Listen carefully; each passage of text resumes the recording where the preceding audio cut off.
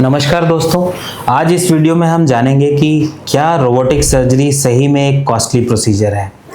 तो बहुत सारे मरीज ऐसा होते हैं कि जिनको पता है कि रोबोटिक सर्जरी एक पर्टिकुलर ऑपरेशन में ज़्यादा बेहतर विकल्प है, परंतु वो हमेशा इस एप्रीहेंशन में रहते हैं कि क्या इसमें हमें बहुत ज़्यादा पैसा खर्च हो जाएगा, हम इसको अफ़ोर्ड कर पाएँगे या नहीं कर पाएँगे। तो इन्हीं सब बातों को इस वीडियो में हम एड्रेस करेंगे। तो जहाँ तक किसी भी सर्जिकल प्रोसीजर के कॉस्ट की बात है, तो उसमें 2 तरह के कॉस्ट होते हैं। एक तो होता है डायरेक्ट कॉस्ट, जो कि आप हॉस्पिटल में गए, एडमिट हुए, आपने हॉस्पिटल का बिल भरा। अब इस बिल में medicine charge, bed charge, doctor charge, surgeon charge, operation theatre के चार्ज, कई प्रकार के चार्जेस होते हैं जिसको कि आप भरते हैं और यह डायरेक्ट कॉस्ट कहलाता है।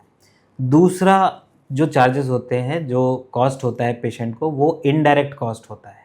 यानी कि आप अपने काम से 1 हफ्ते के लिए एब्सेंट है, तो आपकी लॉस ऑफ प्रोडक्टिविटी होती है, आप उतने दिन नहीं अवेलेबल होते हैं अपने जॉब के लिए, तो उससे जो आपका रेवेन्यू लॉस होता है या इनकम लॉस होता है, वो इनडायरेक्ट कॉस्ट कहलाता है। अगर आपको किसी वजह से कोई कॉम्प्लिकेशन हुआ या पेन हुआ या ब्लीडिंग हुई या कोई फीवर आया, तो आप कभी-कभी एक्स्ट्रा दिन तक रेस्ट करते हैं, डॉक्टर को बार-बार दिखाने जाते हैं, कभी-कभी दोबारा एडमिट भी करना पड़ता है।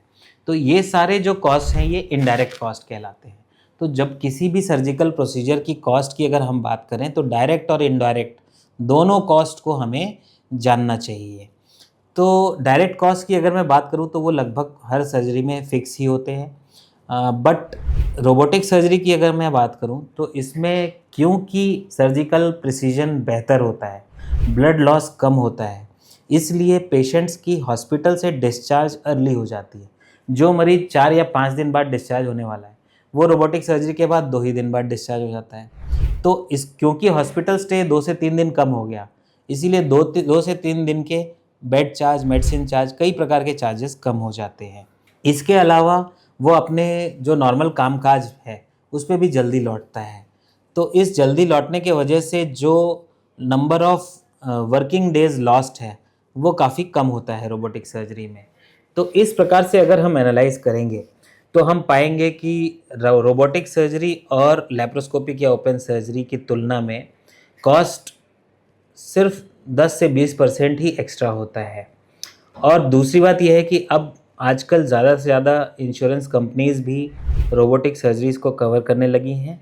बट आपको इसमें सजग रहना है, जितना हो सके अपने इंश्योरेंस पॉलिसी के डॉक्यूमेंट को ढंग से पढ़िए, कोई पढ़ता नहीं है।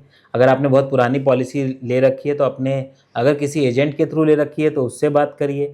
अगर डायरेक्ट ऑनलाइन आपने पॉलिसी ली है, तो अपने पॉलिसी डॉक्यूमेंट को अच्छे से पढ़िए और उसमें देखिए कि हाई एंड सर्जरीज़ जैसे कि रोबोटिक सर्जरी, लेज़र सर्जरी, इस तरह की सर्जरीज़ उस इंश्योरेंस पॉलिसी में कवर्ड हैं या नहीं हैं। अगर नहीं हैं, तो उनको कवर करवाइए। तो अपनी इंश्योरेंस पॉलिसी को इसके लिए तैयार करिए, ताकि आपको रोबोटिक सर्जरी में भी कैशलेस फैसिलिटी मिल सके। तो ओवरऑल अगर मैं बात करूं, तो कॉस्टली प्रोसीजर मतलब ओपन या लैप्रोस्कोपिक सर्जरी से ये थोड़ा कॉस्टली तो है, परंतु अगर हम इनके डायरेक्ट और इनडायरेक्ट दोनों कॉस्ट को देखें और इससे रिटर्न टू वर्क को कैलकुलेट करें, कॉम्प्लिकेशन रेट्स को देखें और पेन स्कोर्स को देखें, ब्लीडिंग की इंसिडेंस को देखें, सारी चीज़ों को अगर हम देखें, तो टोटल ओवरऑल कॉस्ट जो पेशेंट पे है, वो हार्डली 10 से 20% ही एक्स्ट्रा होगा और उसके एवज़ में आपको एक बेहतर विकल्प, फास्टर रिकवरी और मोर प्रिसाइज सर्जरी आपको मिलेगी। इस वीडियो में इतना ही। धन्यवाद।